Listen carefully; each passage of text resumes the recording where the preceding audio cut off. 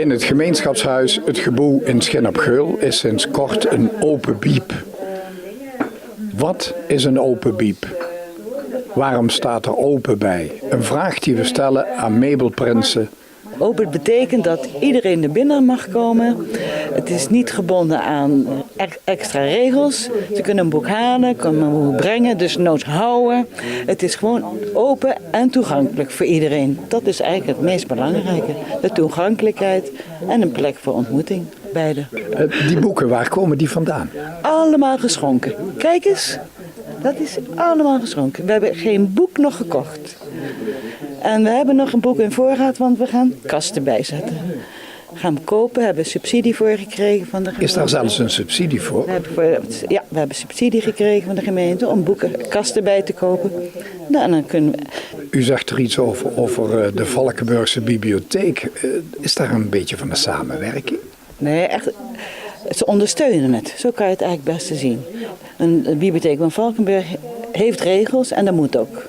En wij hebben gewoon een andere insteek. Maar ze ondersteunen het initiatief.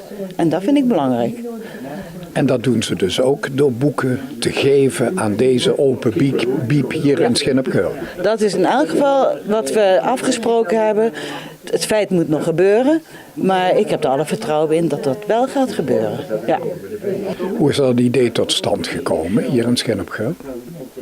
Ja, het is een beetje een voortvloeisel uit die WMO-wet of toestand of organisatie, hoe wil je het dan noemen. Want toch, het dorp veroudert ook.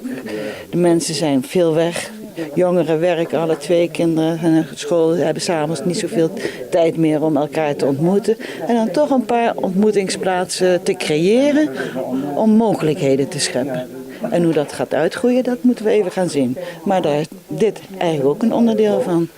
Nog meer dingen die er zo achteraan gaan komen van dit soort zaken? Nou, als voorbeeld van de week ben ik toen zelf niet bij geweest, maar iemand die vroeg of hij hier kon internetten. Nou, zou ook een oplossing kunnen zijn, bijvoorbeeld de mogelijkheid om. Als ik het goed begrepen heb, is het een onderdeel van de heerlijkheid, het vroegere kernoverleg, de dorpsraad, hoe je het noemen wil, in Schin op Geul. Ja, maar nou met gewoon veel meer mensen die meewerken met andere ideeën, daardoor meer draagkracht. Want de oude dorpsraad blijft weer allemaal even afwachten, even zien van wat kunnen we nog meer.